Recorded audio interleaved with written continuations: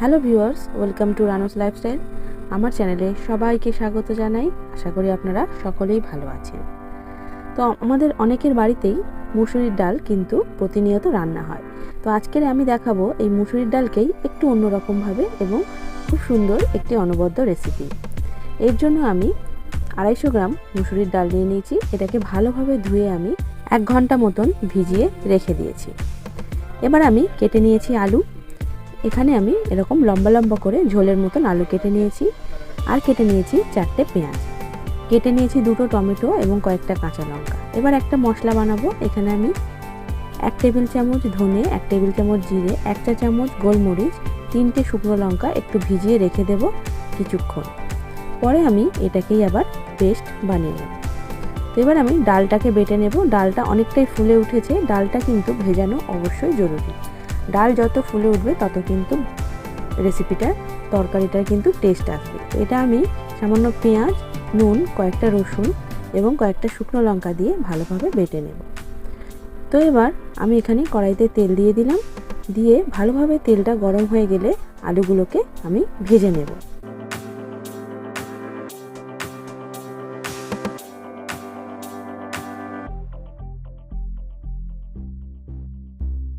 আলুতে দিয়ে দেব সামান্য নুন, দিয়ে আবারও আমি নাড়াচাড়া করে আলুটাকে ভেজে নেব এবং তুলে নেব।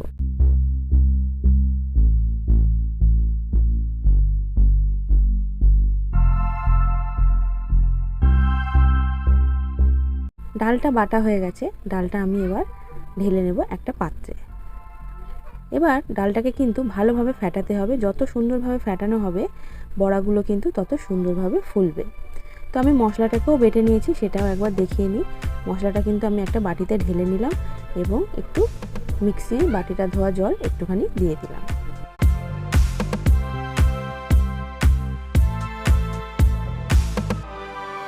এখানে 150 গ্রাম চিংড়ি নিয়েছি। এখানে আমি ছোট চিংড়ি নিয়েছি। নুন হলুদ দিয়ে একটু ম্যারিনেশন করে নেব। আমি আবারও কড়াইতে তেল দিয়ে দিয়েছি এবং চামচের মাধ্যমে এই ডাল বাড়াটাকে তুলে তেলের মধ্যে একটু করে ছাড়তে থাকবো বড়ার আকারে। চাইলে আপনারা হাত দিয়েও এই বড়াটাকে দিতে পারেন। তো এক পিঠ হয়ে গেলে আমি উল্টো পিঠটা উল্টে দেব। আমি এটাকে উল্টে পাল্টে ভালো করে গোল্ডেন করে ভেজে নেব।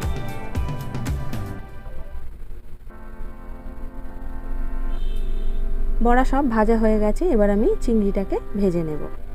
চিংড়িটাকে সুন্দর করে ভেজে নিয়ে আমি কিন্তু চিংড়ি বেশি ভাজবো না, সামান্য 3 থেকে 4 মিনিট নাড়াচাড়া করে তুলে নেব।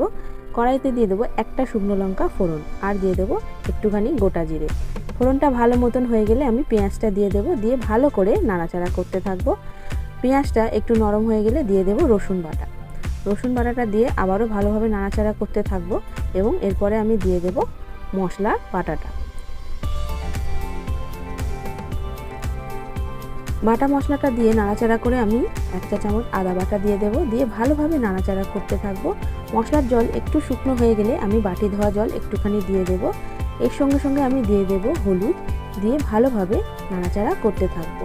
বেশ মশলা থেকে তেল ছেড়ে দিলে আমি টমেটো কুচি এবং লঙ্কা চেরাটা দিয়ে দেব। দিয়ে আবারও নাড়াচাড়া করে আমি কষাতে থাকবো। এরই মধ্যে আমি দিয়ে দেব স্বাদ মতো নুন, দিয়ে আবারও নাড়াচাড়া করে কষাতে থাকবো। আমি ততক্ষণ পর্যন্ত কষাবো যতক্ষণ না মশলা থেকে পুরোপুরিভাবে তেলটা ছেড়ে দিচ্ছে এবং আদা রসুন পেঁয়াজের কাঁচা গন্ধটা যাচ্ছে। তো কাঁচা গন্ধ চলে গেলে আমি এখানে আলুটা দিয়ে ভালোভাবে কষাতে থাকবো। আলুটা কষানো হয়ে গেলে আমি চিংড়িটা ঢেলে দেব। দিয়ে আবারও ভালোভাবে কষিয়ে নিতে থাকবো। সব কিছু কষানো হয়ে গেলে আমি এখানে পরিমাণ মতন জল দিয়ে দেব। আমি কিন্তু এখানে জলটা বুঝে দেব, কারণ এটা যেহেতু ডালের বড়া দিয়ে আমি এই ঝোলটা করছি, তাই জন্য কিন্তু জল একটু বেশি লাগবে। কারণ আমরা সকলেই জানি যে ডালের বড়ার তরকারি বা যে কোনো বড়ার তরকারিতে বড়া কিন্তু অনেকটাই ঝোল শুষে তরকারিটাকে কিন্তু পুরো শুকনো করে দেয়। তাই জন্য একটু সামান্য ঝোল ঝোল রাখতে তাই জন্য আমি একটু বেশি করেই জল দিয়েছি। ওপর থেকে কয়েকটা চেরা কাঁচা লঙ্কা ছড়িয়ে দেব এবং ছড়িয়ে দেব সামান্য একটু গরম মশলা গুঁড়ো।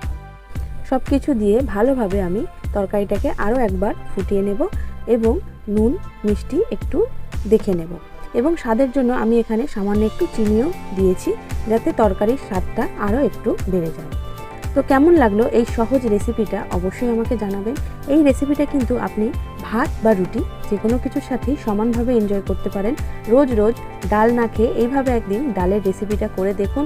খুব সহজ, কোনো ঝক্কি নেই, কোনো ঝামেলা নেই, শুধুমাত্র একটু ডালটা বেটে এই রেসিপিটা রান্না করলে কিন্তু খুব সুন্দর লাগে খেতে। তো অবশ্যই আপনারা এটা বাড়িতে ট্রাই করে দেখবেন এবং আমার সাথে থাকবেন এবং আমার চ্যানেলটিকে সাবস্ক্রাইব করে আমাকে আরও উৎসাহ দেবেন। আজ তাহলে আসি, আবার দেখা হবে নতুন কোনো ভিডিওর সাথে। ততদিন ভালো থাকবেন, সুস্থ থাকবেন, সকলকে ভালো রাখবেন। নমস্কার।